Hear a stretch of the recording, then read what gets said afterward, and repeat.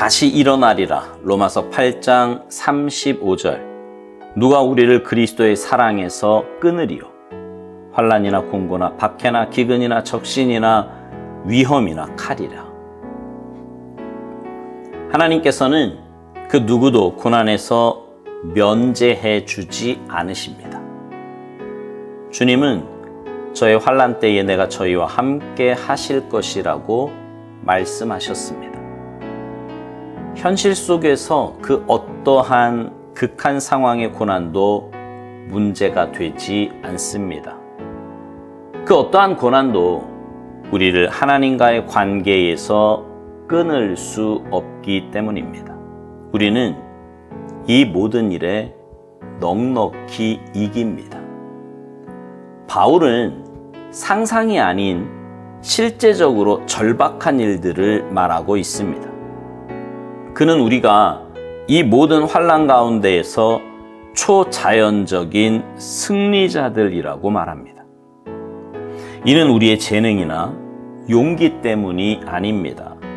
고난들이 예수 그리스도 안에서 우리가 누리는 하나님과의 관계에 전혀 영향을 미치지 못한다는 점에서 초자연적인 승리입니다.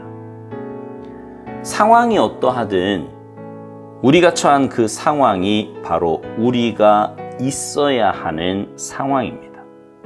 그런데 안타깝게도 자신이 처한 상황에 대해 못마땅해 하는 그리스도인들이 너무 많습니다. 환난은 결코 고상한 것이 아닙니다. 그러나 곤핍, 조롱, 피곤함 등의 환난이 있으면 그냥 두십시오. 그러한 환난이 하나님의 사랑으로부터 우리를 떼어놓을 수 없습니다. 절대로 세상 염려와 환난 때문에 하나님께서 당신을 사랑하신다는 사실을 의심하지 마십시오. 모든 사람들이 하나님의 사랑은 거짓말이요, 공의 같은 것은 이 세상에 없다고 말할 때 당신은 하나님의 사랑으로 인내할 수 있습니까? 굶어 죽는 상황에서도 하나님의 사랑을 믿을 뿐 아니라 그 상황을 넉넉히 이길 수 있습니까? 예수 그리스도가 사기꾼이어서 바울이 현혹된 것입니까?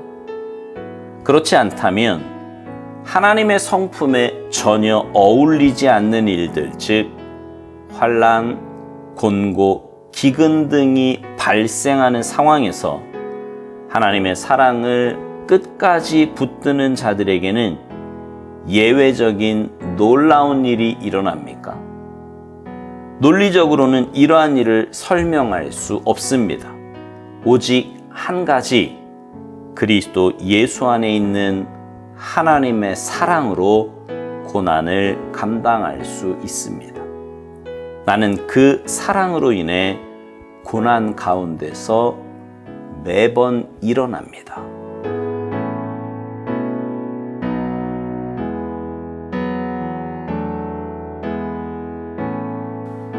예수 믿는 우리들, 하나님의 자녀들인 우리들에게도 인생의 고난은 찾아온다고 여러 번 말씀드렸어요. 실제로 그렇죠. 우리네 생각에 하나님이 전능하신 분이시고 또 우리가 그분의 자녀라면 이 세상에 사는 동안 그 고난, 문제, 이런 건 좀 피해가게 하시고 예수 믿는 사람들은 그런 것에서 좀 제외시켜 주시면 좋겠는데 하나님은 결코 그러지 않으십니다. 그러면 예수 믿는 사람 더 많을 것 같은데 안 그러세요. 여러 가지 이유가 있겠지만 그것이 결코 우리 신앙생활에 유익이 되지 못하기 때문입니다. 자, 한번 생각해 볼까요? 여러분의 삶에 모든 일이 다 잘 돼요. 사업도 잘 되고 자녀도 말 잘 듣고 공부도 잘하고 두뇌에 건강하고 주변 사람들 다 천사 같은 사람들만 있고 그래서 내 마음이 늘 편안하고 그러면 여러분의 마음이 어떨까요? 영적으로 이렇게 막 더 긴장하고 사모하고 막 이렇게 될까요? 아닐 겁니다. 아마도 그 편안한 마음에 처음에는 뭐 즐길 거리 없나 뭐 이런 거 찾다가 그러다가 점점 이게 매너리즘에 빠질 수도 있고요. 삶 자체의 이렇게 존재 자체가 이렇게 흔들릴 수도 있어요. 아니 좀 전에 말한 정도의 조건이 아니라도 조금만 내 삶이 편안하다 싶으면 우리네 마음은 어쩜 그렇게 느슨해지고 영적으로 게을러지는지 모릅니다. 경험해 보신 분들은 아시죠? 그래서 우리 신앙생활이 늘 편하고 좋은 날만 계속되면 영적으로 나태해지고 오히려 우리의 눈이 세상을 향하는 것을 종종 보게 됩니다. 뭐 세상을 향하지 않더라도 마음에 들어오는 그 공허함과 그 어떤 허전함 이런 것에 힘들어하는 경우도 굉장히 자주 보게 되지요.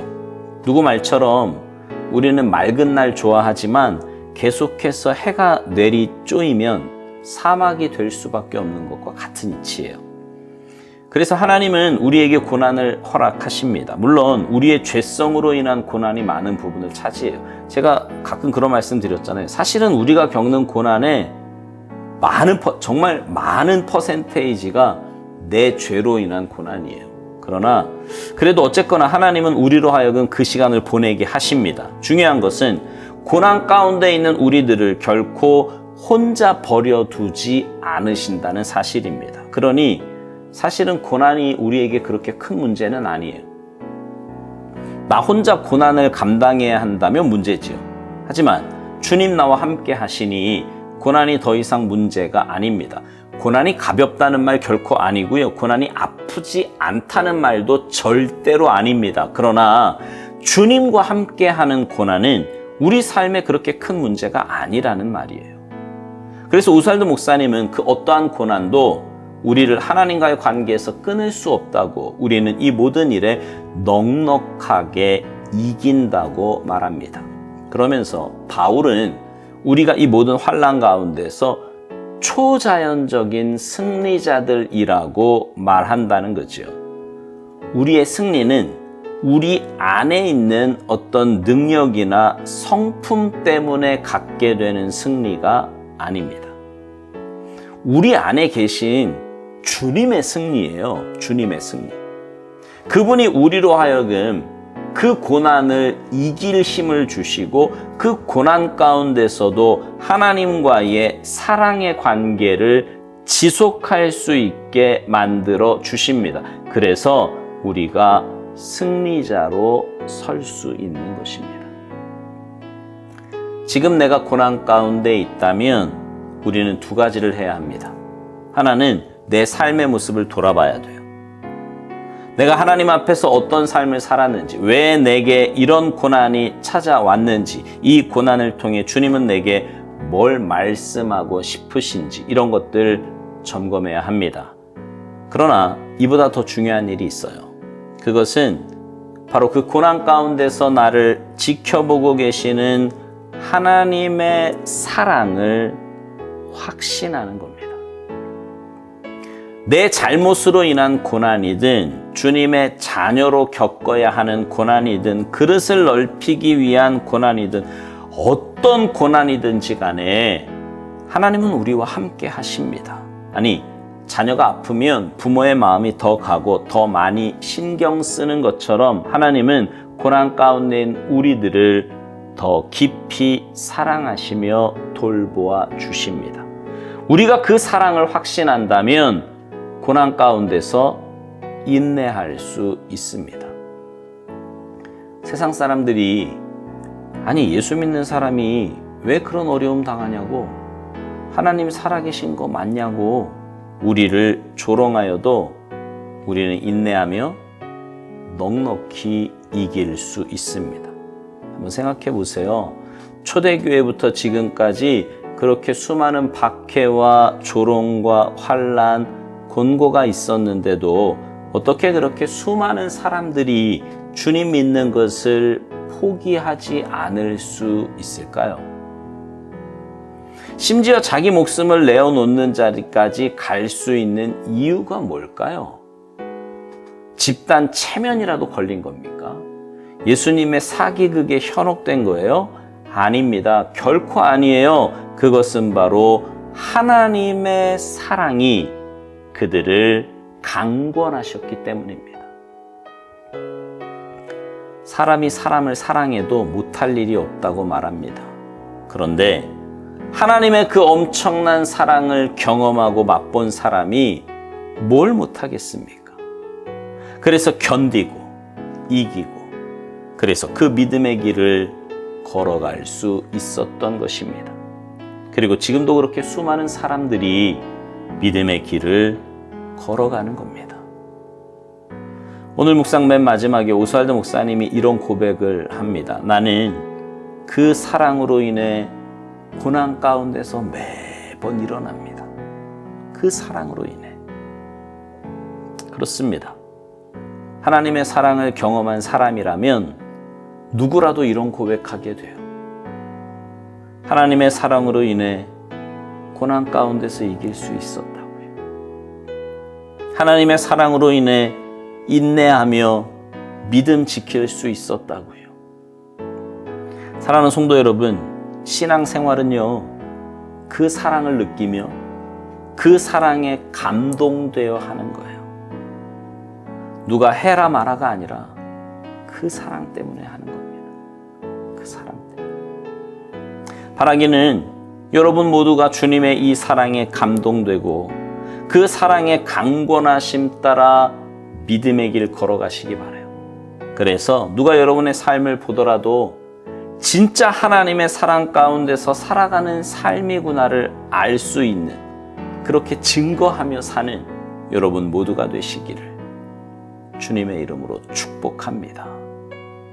아멘.